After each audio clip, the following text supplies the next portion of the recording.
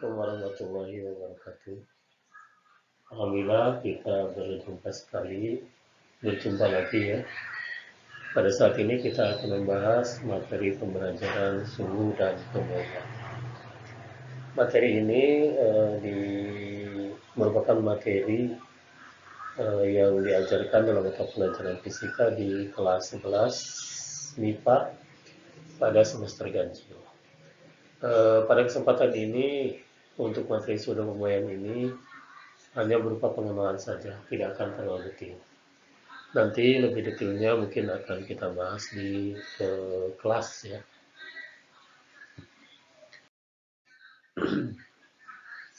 Baiklah, suhu dan pemurnian.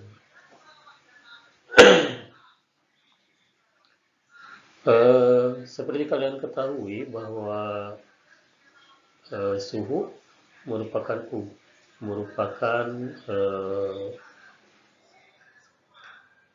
kondisi benda ya yang ditunjukkan oleh alat ukur. Suhu ini merupakan derajat panas dari suatu benda. Alat ukur yang biasa digunakan untuk mengukur suhu adalah disebut termometer. Kalian sudah tahu kan ya. Termometer ini dibuat berdasarkan sifat termometrik zat. Apa saja sifat termometrik zat? Sifat termometrik zat adalah sifat dari zat yang mudah berubah sehingga mudah diukur. Di antaranya volume, panjang, tekanan, warna. Nah, biasanya untuk termometer ini, nah di sini juga ada beberapa jenis termometer ya. Ada termometer zat cair, bimetal, hambatan, termometer gas, termokopel, dan pirometer. Termometer zat cair tentu saja isinya dalam termometer itu adalah zat cair. Bimetal biasanya untuk logam, kemudian termometer hambatan biasanya pada listrik ini ya. Jadi menggunakan sifat listrik untuk mengukur suhu benda. Termometer gas untuk mengisi gas. Dan ini zat-zat ini mudah atau reaktif sekali terhadap perubahan suhu walaupun sedikit. Dan di SMP mungkin kalian sudah sangat tahu ya termometer ini. Nah, mari kita kenali ulang ya termometer. Termometer yang mungkin sudah kalian kenal adalah termometer Celcius, Reaumur, Fahrenheit, dan juga termometer Kelvin. Alat ukur suhu ini dibuat berdasarkan sifat termometrik zat cair, yaitu di sini ini di dalamnya air raksa biasanya. Kemudian yang diukurnya adalah air. Dimana untuk Reaumur dan Celcius titik bawahnya itu berdasarkan titik beku dari air. Air ketika membeku itu dianggap suhu 0 derajat, baik untuk Celcius maupun Reaumur. Tapi untuk Fahrenheit dimulai dari 32 derajat, untuk Kelvin dimulai dari 273 derajat. Dan Kelvin ini disebut termometer ukuran mutlak ya.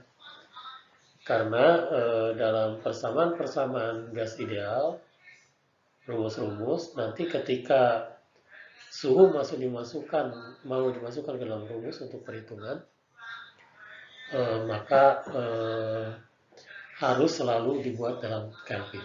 Kalau dari Celsius harus diubah ke dalam Kelvin. Dari Reaumur juga demikian dan seterusnya. Maka disebut termometer mutlak. Kemudian titik didih air pada Celsius diukur pada 100 derajat Celcius, Reaumur 80, Fahrenheit 212 dan Kelvin 373. Sehingga dibuatlah skala dari termometer ini. Untuk Celsius dari titik beku ke titik didih air ada 100 skala. Reaumur 80 skala, Fahrenheit 180 skala, dan Kelvin 100 skala. Sehingga berdasarkan jumlah skala ini kemudian dibuat perbandingan. Nah, perbandingannya kira-kira seperti ini. Nah, inilah perbandingannya ya. Hubungan skala Celsius, Fahrenheit, Kelvin, dan Reaumur. Di mana derajat Celsius sama dengan 5/9 kali derajat F dikurangi 32 atau sama dengan juga Kelvin dikurangi 273 atau sama dengan 5/4 kali derajat Reaumur. Nah, ini dibuat berdasarkan perbandingan jumlah skala dari termometer yang tadi. Yang ini ya, yang tadi.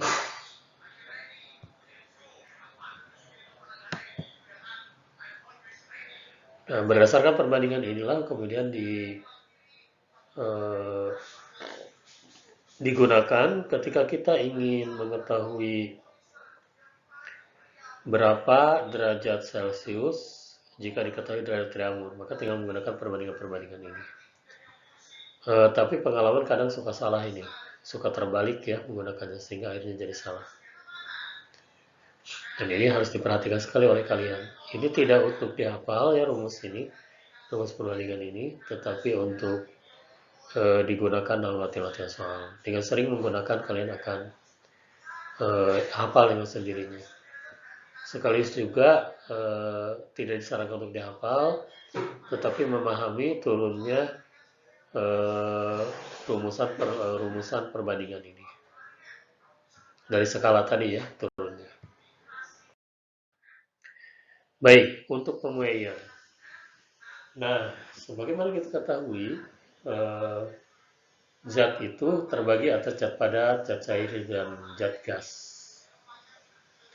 Pada umumnya, ketika ketiga zat ini mengalami pemanasan atau suhunya naik, maka dia akan mengalami pengembangan. Pengembangannya untuk zat padat bisa ke 3, yaitu bisa ke panjang, luas, maupun volume. Tapi untuk zat cair dan gas mungkin hanya ke volume saja ya, mengalami pemuaiannya ketika dipanaskan. Oke, ini lebih jauhnya lagi akan dibahas nanti. Nah, pemuaian luas dan pemuaian panjang. Pemuaian luas, pemuaian panjang terjadi pada zat padat. Kalau pemuaian di sini kurang jelas ya rumusnya. Sepertinya ini ada pemuaian panjang, ada delta L, yaitu pertama panjang sama dengan L0 ditambah delta T.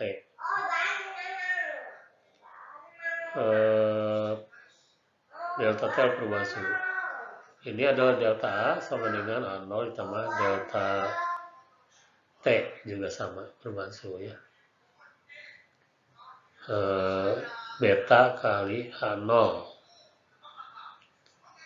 Beta ini adalah 2 kali alfa, atau gamma 3 kali alfa. Ini hubungannya. Ini koefisien Mey luas kalau untuk beta. Kalau alfa koefisien Mey panjang, kalau gamma koefisien Mey volume. Artinya ini faktor-faktor pembanding yang nilainya tetap untuk zat-zat tertentu.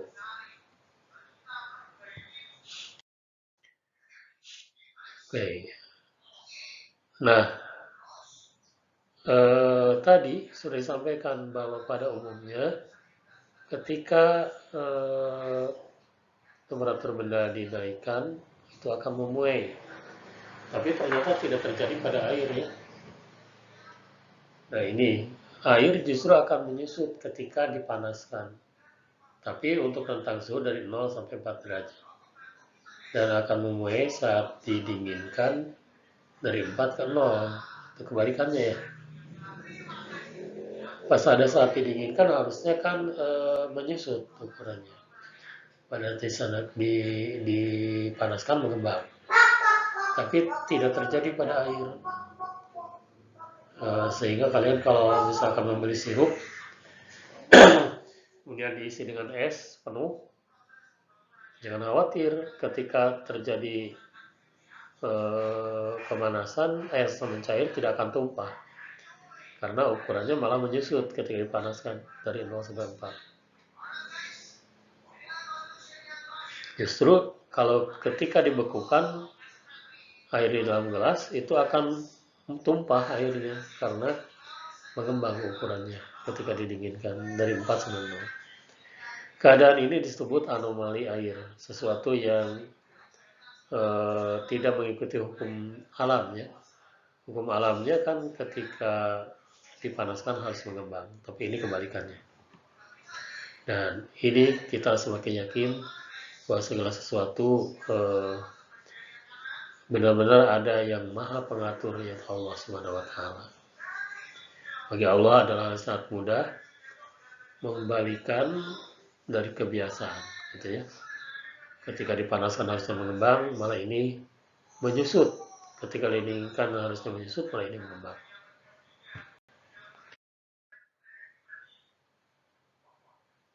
Nah,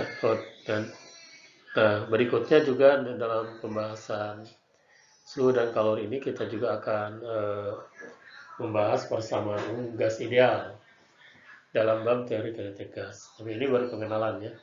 Jadi ada kaitan antara suhu dan penguraian dengan konsep berikutnya. Ini untuk mengenal saja ya, bahwa untuk gas itu dipengaruhi oleh tekanan, volume, dan temperatur. Kalau tekanan berubah, volume mungkin berubah, temperatur berubah, dan begitu sebaliknya. Baik ya, saya kira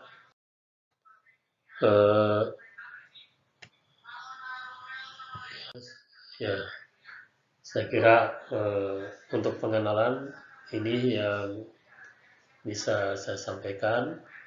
Mudah-mudahan ini menjadi semacam pemicu bagi kalian untuk mempelajari materi ini ke depannya lebih baik lagi dan lebih tertarik lagi gitu ya. Nanti kita akan bahas lebih lanjut termasuk dengan ada perhitungan-perhitungan dan lain sebagainya. Baik, sampai di sini dulu ya. Assalamualaikum warahmatullahi wabarakatuh.